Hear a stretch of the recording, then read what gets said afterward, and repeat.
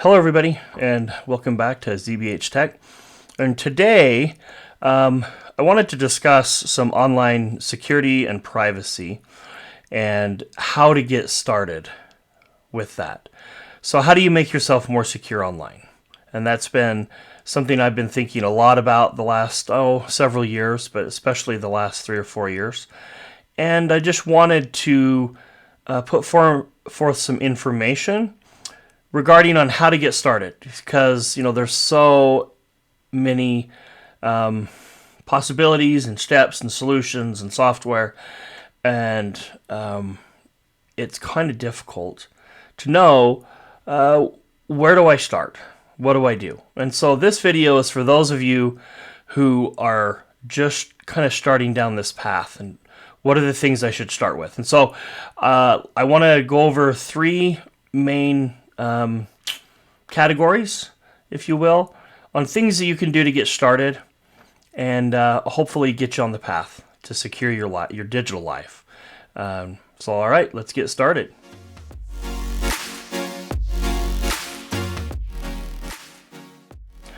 Alrighty, step number 1.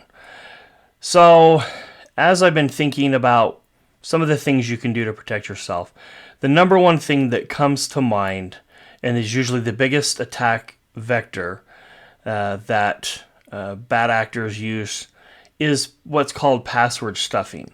And so what they do is, during some kind of a breach or data leak, they obtain usernames and passwords from many different sources.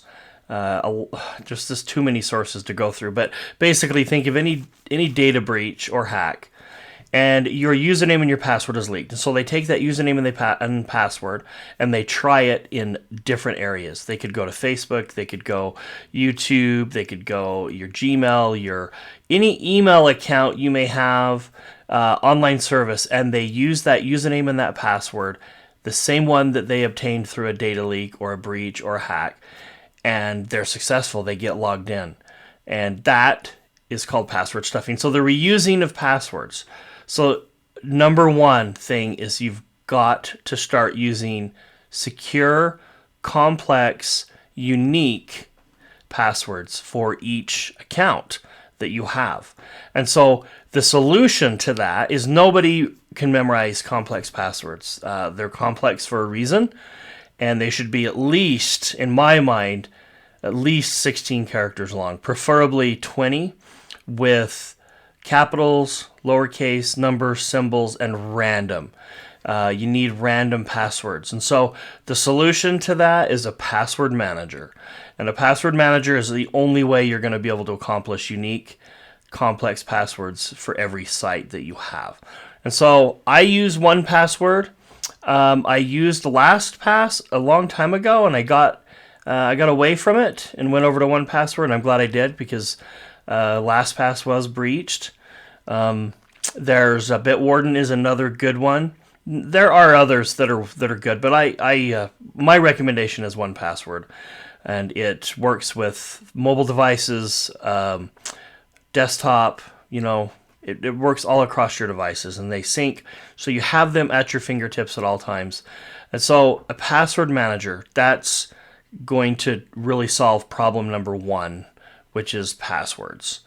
And closely related to that is item number 2, or step number 2, problem number 2, is, okay, someone does get your password through some form, some method. Let's stop them with multi-factor authentication. So MFA, 2FA, two-factor auth, you hear that term. It's really the same thing, which is, a password is something that you know, and another form of authentication is something that you have. So that is either a security key, a pass key, a OTP code, a one-time password code. The best method is a security key. The next best is an authenticator app. The very worst multi-factor authentication method is SMS texting, because if you get SIM swapped, you're in big trouble, because all of those OTP codes will go to your phone number, which a bad actor may have compromised. So that SMS, like, don't even sign up for that if you don't have to. Some services haven't got with the game yet, and they will not let you not use a phone number. And in that case, you're going to have to do it. But don't put a phone number in if you don't have to. If the choice is two-factor authentication using an authenticator app, go that route. Now, there's many different authenticator apps you can use. Google has one. Microsoft has one. There's actually several authenticator apps. Duo, Okta, like, there's a lot out there. So I'm not going to cover those individually, but use an authenticator app. I do like the ones that sync, so that if you lose access to your phone or you get a new phone, you can sign into a recovery account, hopefully with a strong password, and that is multi-factor protected, and then you can re-download those accounts that you have added into that authenticator app. So that solves problem number 2, which is passwords are passwords and they can still be compromised. And so you want to stop anyone from gaining access by having that multi-factor. So that's problem number 2. So along with that, which let's call this 2A, is start protecting the most important accounts first. So how do you get started? Well, bank accounts, credit card accounts, there's lots of accounts out there, financially related, and if anything that holds personal or PIM, personal identifiable information, you want to protect those. And I think I just said PIM, but that's not. But anyway, any kind of personal identifiable information, you want to protect those accounts first. Start with those. Start email. I don't know why I didn't mention email. Your email address is basically your identity online, especially if you have the same email account and you've had it for a long time. You just need to think of that as an identity because everybody has that email address. And there's a lot of ways, which we won't cover in this video, but you can protect yourself by not using your primary email address. You can have kind of like a burner one. You can use hide my email functions through Apple. There's Proton has kind of an email alias where it assigns a separate unique email for every single account you have so that you aren't giving out your normal email address. But let's start by protecting the most important accounts first. Use a unique, random, complex password, protect that account with multi-factor authentication, and start with the most critical accounts first, and then work your way back. And this is not an easy process. It takes time, but you can protect yourself 90% by getting those important accounts done first. And then my last recommendation to get started, keep in mind these are just to get started, is to protect your credit.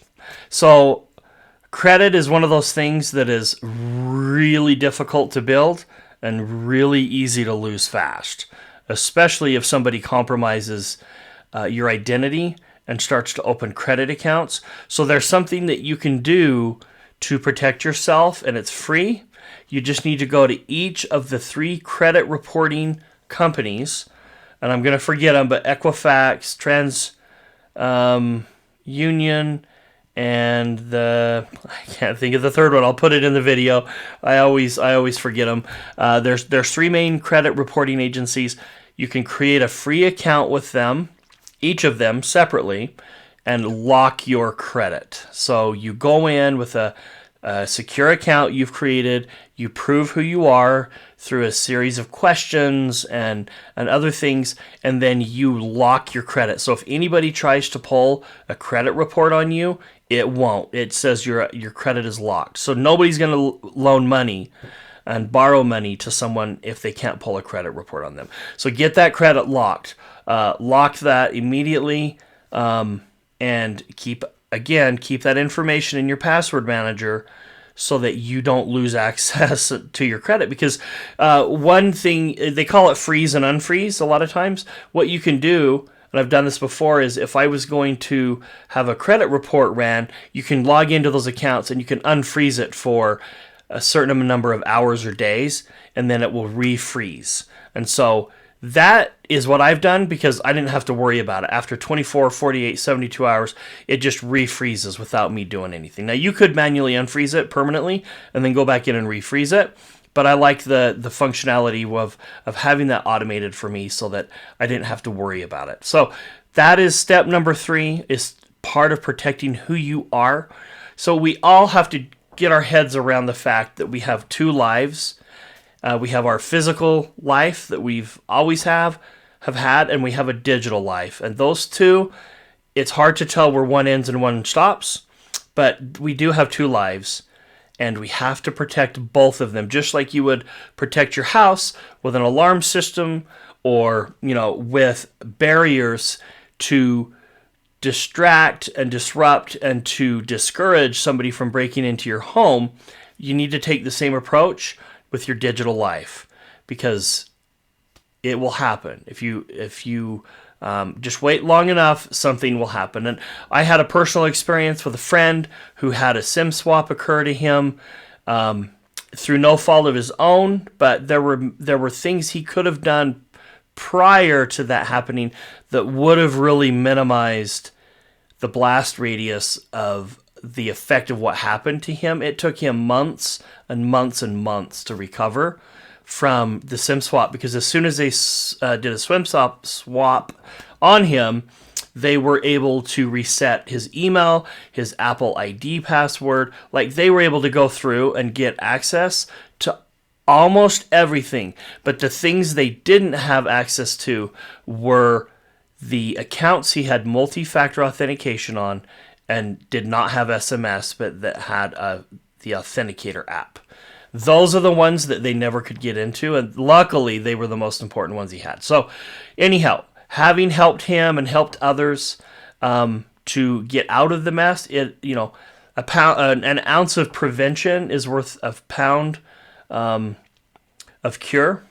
So let's just remember that. It takes a lot less to prevent than it does to have to be on the fixing side of the fence and having to fix these things. So again, number 1, just to reiterate, and the first thing we're going to do is we're going to use a password manager, and we're going to do complex passwords, unique complex passwords, to prevent from password stuffing. Number 2, we're going to do multi-factor authentication with a passkey or with an authenticator app. Try to avoid SMS if all possible. If you have SMS turned on, you need to go into those accounts and remove your phone number, but make sure that you have your authentication through the app set up first, through the authenticator app, And then the third thing, and then with that, we're going to start with our most critical accounts and work our way backwards from most important all the way to least important.